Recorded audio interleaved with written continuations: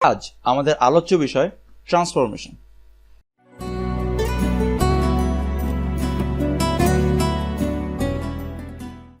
Transformation বলতে মূলত কি বোঝায়?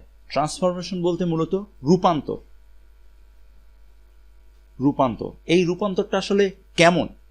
এই রূপান্তরের মূল বিষয় হলো আমার অর্থ ঠিক রেখে স্ট্রাকচার চেঞ্জ করা। এই ট্রান্সফরমেশন করতে গেলে কিছু কিছু ধাপ অতিক্রম করতে হয়। তাহলে আমি আসি প্রথম ধাপে কি আছে। প্রথম ধাপে আমি দেখি অ্যাফার্মেটিভ টু নেগেটিভ। আমি হ্যাঁ বোধক বাক্য থেকে না বোধক বাক্যে যাব, কিন্তু আমার অর্থ ঠিক রাখব। অর্থ আমার অবশ্যই ঠিক রেখে আমার অ্যাফার্মেটিভ থেকে নেগেটিভে যেতে হবে। এবার আমি লক্ষ্য করি আমার প্রথম রুলটা, অনলি এবং নান বাট। অনলি যদি থাকে তাহলে আমি নান বাট ব্যবহার করব ব্যক্তির ক্ষেত্রে। আমি একটু উদাহরণ দিই, যেমন only Rahim can do this. তাহলে এটি যদি আমি নেগেটিভে পরিণত করতে চাই তাহলে আমি কি লিখব? অনলি এর স্থলে নান বাট। এবং পরবর্তী যে অংশটুকু আছে আমি ঠিক তাই বসিয়ে দিব, none but Rahim can do this. এবার আসি আমি আমার পরবর্তী রুলে, অনলি থাকলে নাথিং বাট বসাতে হবে যখন বস্তুর ক্ষেত্রে। দেখি আমি একটু উদাহরণের মাধ্যমে এটি কিভাবে বস্তু মাধ্যমে আমি প্রকাশ করতে পারি, যে only moon can give us light at night. তাহলে এটি যদি আমি নেগেটিভে পরিণত করতে চাই তাহলে আমি কি লিখতে পারি? অনলি এর স্থলে নাথিং বাট।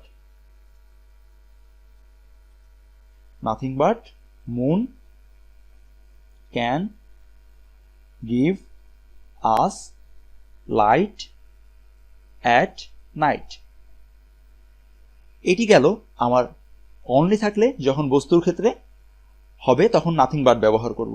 এবার আমি আসি অনলির ক্ষেত্রে যখন সংখ্যা অথবা বয়স উল্লেখ থাকবে, তাহলে আমি ব্যবহার করব নট মোর দ্যান অথবা নট লেস দ্যান। তাহলে আমি একটি উদাহরণ লিখি। আমি যদি লিখি হি ইজ অনলি 10, এই 10 একটি সংখ্যা বোঝাচ্ছে, মানে সে মাত্র 10 বছরের। তাহলে এটা আমি যদি নেগেটিভ করি তাহলে আমি কি লিখতে পারি?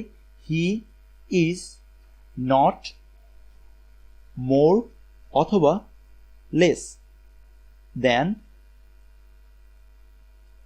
10। হি ইজ নট মোর অথবা লেস দ্যান 10 এর অর্থ সে 10 বছরের বেশি নয় বা 10 বছরের কম নয়, মানে তার বয়স 10 বছর।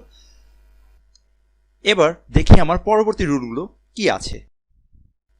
মেনি থাকলে আমি নট ফিউ ব্যবহার করব। আমার অবশ্যই খেয়াল রাখতে হবে এবং মনে রাখতে হবে যে আমার মেনি সবসময় কাউন্টেবল নাউনের ক্ষেত্রে ব্যবহৃত হয়। কাউন্টেবল নাউনের ক্ষেত্রে ব্যবহৃত হয়। এবার আমি দেখি যে মেনি দ্বারা একটি উদাহরণ। আমি যদি লিখি আই হ্যাভ মেনি ফ্রেন্ডস, এটার নেগেটিভ আমি কিভাবে করব? I have not a few friends. তাহলে এটা বোঝা গেল যে মেনি থাকলে আমি ব্যবহার করব নট এ ফিউ। এবার আমি দেখি মাচের ক্ষেত্রে। আমার মনে রাখতে হবে যে মাছ যখন থাকবে তখন আমি আনকাউন্টেবল নাউন ব্যবহার করব। Uncountable noun. একটি উদাহরণ দেখি, যে I have maach rice. Rice একটি আনকাউন্টেবল নাউন, সুতরাং এই কারণে আমি মাছ ব্যবহার করেছি। এটা নেগেটিভ আমি কিভাবে করব? I have not a little rice. তাহলে বোঝাই গেল যে মেনি থাকলে নট এ ফিউ ব্যবহার করতে হবে এবং মাছ থাকলে নট এ লিটল ব্যবহার করতে হবে। মেনি আমার কাউন্টেবল নাউনের ক্ষেত্রে এবং মাছ আনকাউন্টেবল নাউনের ক্ষেত্রে। এবার আমি পরবর্তীতে দেখি এ ফিউ এবং এ লিটলের ব্যবহার।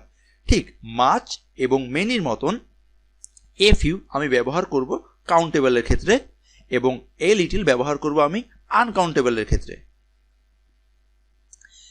এবার আমি একটু উদাহরণ দেখি। আমি যদি এই উদাহরণটি লিখি যে I have a few friends. তাহলে এর নেগেটিভ আমি কিভাবে করব? I have not many friends. এবার আমি আসি এই লিটিলের ব্যবহারের ক্ষেত্রে। তাহলে একটু উদাহরণ লিখি যে আই হ্যাভ এ লিটল মানি। মানি আমার সবসময় আনকাউন্টেবল নাও, সুতরাং এই ক্ষেত্রে আমি এ লিটল ব্যবহার করেছি। এবার এটির নেগেটিভ আমি কিভাবে করব? I have not much money. সুতরাং বোঝাই গেল যে এ লিটল যখন ব্যবহৃত হবে তখন আমার নট মাচ ব্যবহার করতে হবে, এবং এ ফিউ যখন ব্যবহার করব তখন আমি নট মেনি ব্যবহার করব। আজ ট্রান্সফরমেশন আলোচনা এই পর্যন্তই। আগামী আলোচনা অন্য পর্বে। ভালো থেকো। আজ ট্রান্সফরমেশন আলোচনা এই পর্যন্তই।